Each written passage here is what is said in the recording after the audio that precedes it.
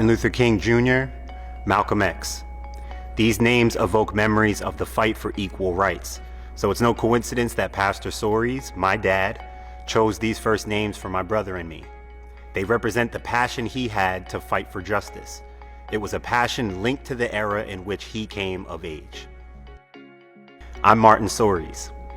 Pastor Soaries was a youth during the height of the civil rights movement and attended college in the wake of Dr. Martin Luther King's assassination.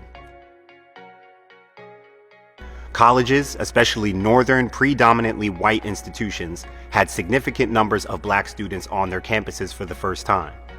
As those students fought for an education that matched their history and treatment that affirmed their dignity, my father began to find his voice.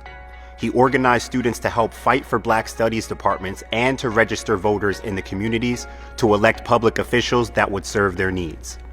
After he left the college campus, his activism continued to grow, and the connections to Dr. King remained ever present. He worked with Reverend Jesse Jackson's Operation Push from 1973 to 1976. Reverend Jackson worked closely with Dr. King as a former leader in the Southern Christian Leadership Conference.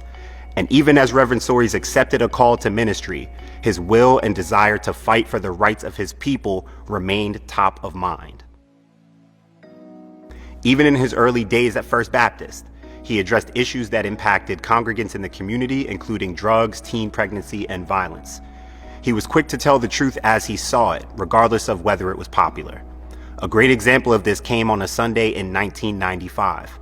He recognized a Franklin Township police officer who did not shoot a black youth, despite the fact that the youth had pulled a gun on him. This was no small feat, and it was amplified given the tensions between the black community and the police.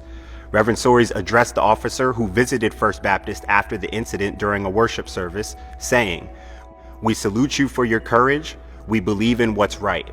We'll fight you to the death if you mess with us, but we'll stand by you to the end if you do what's right." It was this resolve and principle that prompted then Governor Christine Todd Whitman to appoint Reverend Soaries as the first African-American male Secretary of State in New Jersey history. He served from January 1999 through January 2002. In some ways, his rise to the State House was part of the harvest that he and so many others sowed in the previous 30 years. And while it meant that he had a broader platform and audience with policymakers, Reverend Soaries has kept his eye focused on lifting his people to enjoy the full rights and privileges that their citizenship entitles them to.